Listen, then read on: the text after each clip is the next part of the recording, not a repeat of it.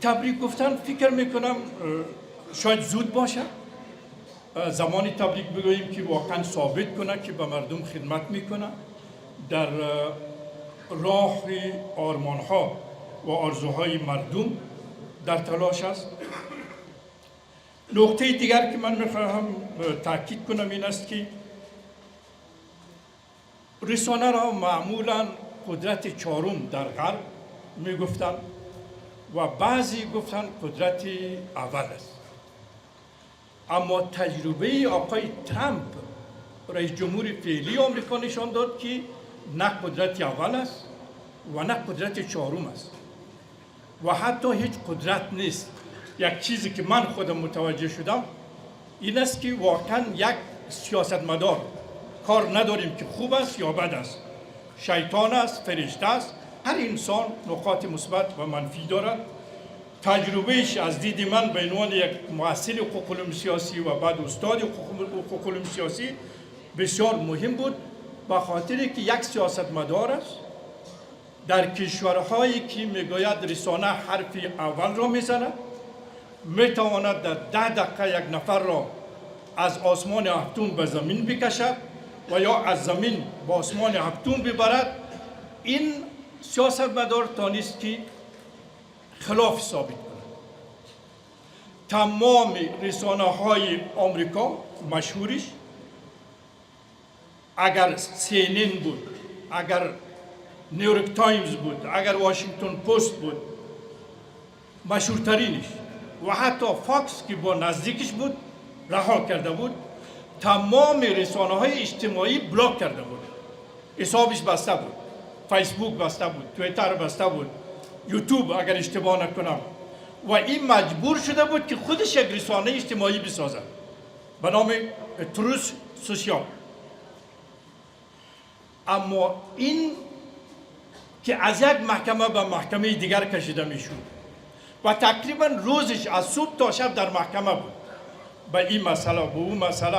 من نمیدانم که این محکمه درست بوده یا غلط، ما نه آن معلومات داریم نه این در اینجا ما قضاوت میکنیم. منتها تمام روزش در محکمه بود به این اتهام، به آن اتهام و اونم محاکم آمریکا که شوخی نمی کند، شوخی بردار به اصطلاح نیست. اما تانست که شکست بده و با این همه توانست به کاخ سفید داخل شد و در واقع در اینجا نشان داده شد که مردم قدرتش بالاتر از هر قدرت است. فاجعه ما از دید من در دنیای سوم در مجموع فاجعه ما این است که به قدرت مردم، به عقل مردم عقیده نداریم. بعد از تقریبا انقلاب فرانسه انتخابات است، انتخاباتشان هم نسبتاً شفاف است، نسبتاً عادلانه است، نسبتاً آزاد است، نسبتاً نه که 100% باشد. و یک مرد یا یک زن می رود، یک مرد، 10 مرد زن کاندید می شود و هر کاندید پروگرام برنامه دارد. میگوید در اقتصاد این کار میکنم، در مسائل فرهنگی این کار میکنم، اقتصادی، سیاسی، نظامی، اجتماعی این کار میکنم. رای میدهن، یکی میبراید. وقتی که یکی برآمد اولین تلفنی که برایش میرسد تبریکی رقبایش است و در ذهن هیچ کدامشان تصور نمیشود، خطور نمیکند که این مرد را که برای 5 سال رئیس جمهور تعیین کردن این را یک روز قبل از 5 سالش پایین بکشن. مثلا رئیس جمهور فعلی فرانسه را بگیرید، شاید 99% فرانسوی‌ها خلافش باشد، علیهش باشد، یک ناکام مطلق میدانند. بعضی دوسیه‌های فساد هم علیهشان فعلا باز شده است، اما هیچ کدامشان در ذهنش نمیگردد که تا تاریخی که تعیین شده که حکومت کنه یک روز قبل از این تاریخ اینا پایین بکشد. نظامیانشان شاید در ذهنش خطور نکند که کودتا را سازماندهی کنند. من یکیشان را نشنیدم که بگوید این باید برود. میگوید مردم رای دادن تا این تاریخ باید حکومت کنه و اعتراض میکنن، علیه برنامه‌اش اعتراض میکنن، در سرک با میلیون‌ها اعتراض میکنن، تظاهرات میکنن، حتی بعض وقت خشونت آمیز هم تظاهرات میکنن. متاسفانه این خاصیت ما نداریم. ما امیدوار هستیم که یک روز حکومت افغانستان شرایط برای مردم آماده کنند که مردم زندگی داشته باشند. 1% چی در جمهوریت، چی در امارت، چی در حزب دموکراتیک خلق، چی جمهوری داوود یا ظاهر خان یا نمیدونم حبیب الله کلکانی یا امان الله خان، تاریخ افغانستان تا جایی که من میخوانم همیشه یک اقلیت است که زندگی کردن. اینا سفرهشان پر است، اینا موتر دارن، اگر زمانی موتر نبوده گادی و اسب خوبیش داشتن به عنوان مثال. اینا خانهشان گرم است، اینا کار دارن، اینا بهترین لباس اولادشان میپوشد و در جمهوریت و امارت بگیریم مثلا کاخ است، قصر است، لام کروزر است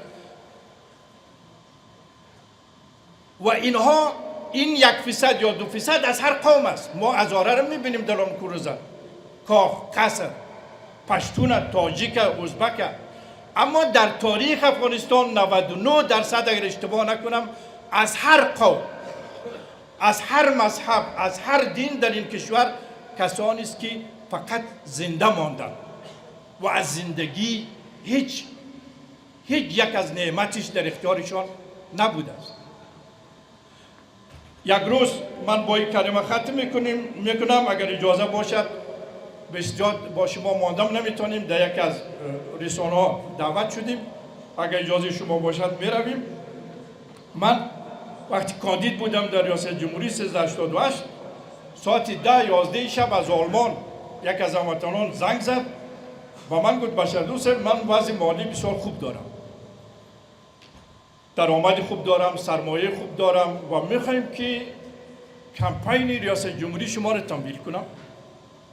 پوستر چاپ میکنی، موتر میگیری، تیل کار داری، موتروان کار داری، برنامه کمپین در هر جای میگیری، من توان مالی دارم، تمویل میکنم. منتها یک سوال دارم، یک مشکل دارم. من بسیار ورخطا شدم که خدا نخواسته کدام کاری بد نکرده باشیم، انسان است، ما هم عقل کل هستیم، نه علم غیب داریم، نه خود فرشته میدانیم، یک انسان گناهکار با هزاران اشتباهات و خطا هستیم. من گفتم که چی هست؟ مشکل در کجاست؟ با من گفت بشردوست شنیدم که خودت نان خشک با چای میخوری اکثر وقت. اگر رئیس جمهور شوی من میترسم که مردم را هم نان خشک با چای بدهی. من گفتم که نه، چنین کاری نمی کنیم. برعکس من عقیده دارم و من به یک عقیده هستم تا زمان این در کشور خود نبینم من باور نمی کنم که کشور ساخته می شود، این کشور آباد می شود، این کشور قدرتمندترین کشور دنیا می شود که خداوند داده، همه چیز برایش داده که دقیقاً جای آمریکا و چین این حرف اول بزنه، چون چین امکاناتی که خداوند با ما داده برایش نداده، برای آمریکا نداده، یک 2-3 تا چیز داره. ما از نظر مواد زیر زمینی بگیریم، روی زمینی بگیریم، آفتاب ما مثلا با تنها آب افغانستان 23,000 مگاوات برق میتواند تولید کند. در کل افغانستان فعلا ما 1300 مگاوات برق داریم و 1000 هم از تاجیکستان، ایران و ترکمنستان وارد میکنیم. یک مثال. اما من خودم باورم نمی شود که کشور روزی حرف اول در منطقه و در دنیا بزند تا زمانی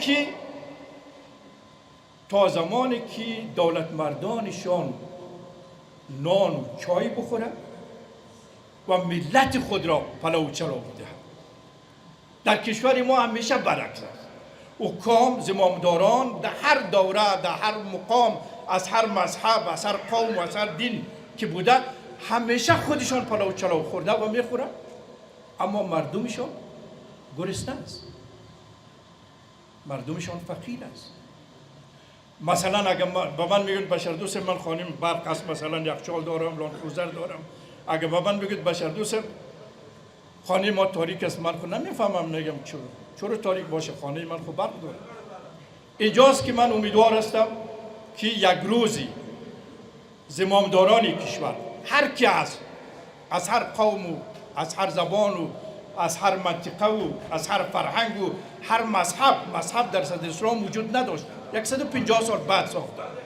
اگر زمامداران کشور مثل مردم باشد، با مردم باشد، از بین مردم باشد، من ایمان دارم که افغانستان حرف اول را نه تنها در منطقه شاید در دنیا بزند.